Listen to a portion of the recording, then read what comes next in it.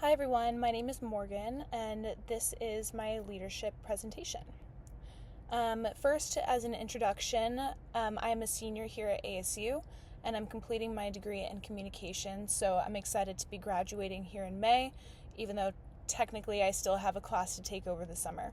And I consider myself to be generally a very easygoing and positive person, and I think that one of my strongest skills is my interpersonal skills. After taking the quiz from Very Well Mind, my leadership style came back as mostly transformative.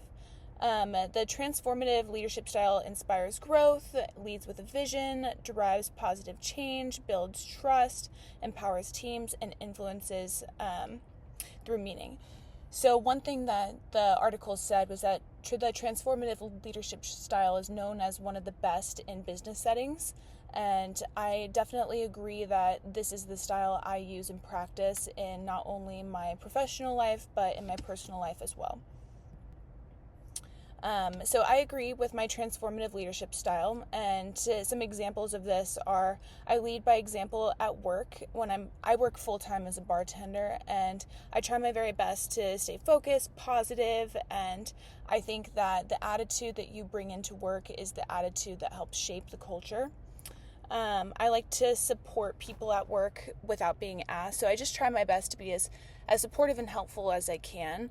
And in group projects at ASU, I often take the lead, but it's not that I want everything to be done my way, but I like to be a leader that gives everybody space to share their ideas and share their goals for the group and or the project and whatever it is that we're doing. I communicate with care, so when I'm dealing with a guest at work or a classmate at school, I really try my best to pay attention to my body language and my tone, and just I want everybody to feel understood. And I think good communication is essential for good interactions with other people in general.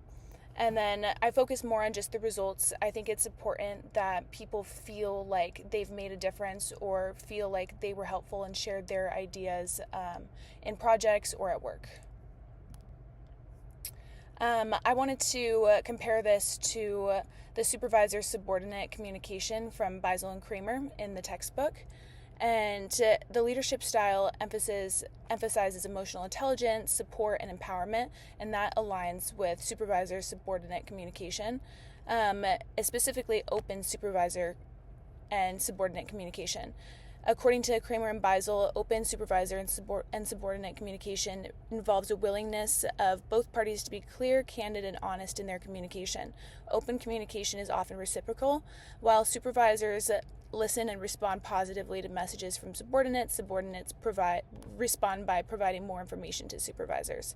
So transformative leaders lead with authenticity and trust, and they create the kind of environment where people feel safe sharing their ideas, concerns, feedback, and more. And if one person knew all the answers, we would never progress as a society. You need other people to inspire change and growth, and that's what makes teamwork provide better services and better projects and better work experiences in general.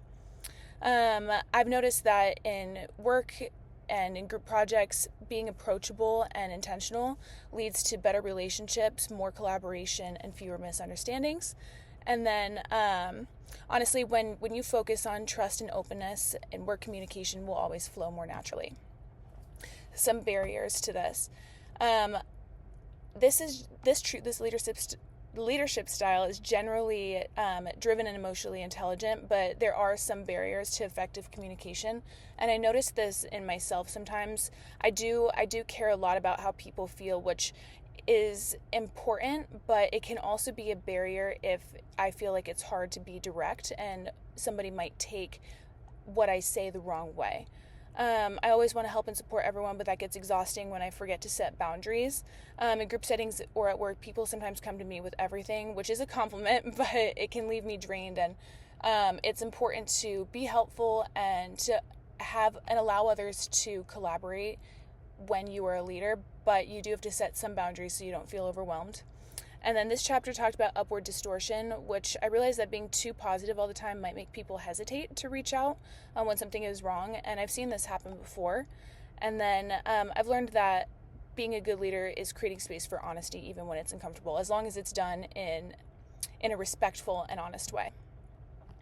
And then conclusion, this chapter helped me recognize that I naturally use a transformative leadership style in my daily life, even when I'm not trying to. At work, I lead by supporting my team, checking in on people, creating a positive atmosphere, especially during stressful shifts. Transformative leadership is all about motivating and empowering others, and I've seen how my energy and attitude can influence the whole environment behind the bar.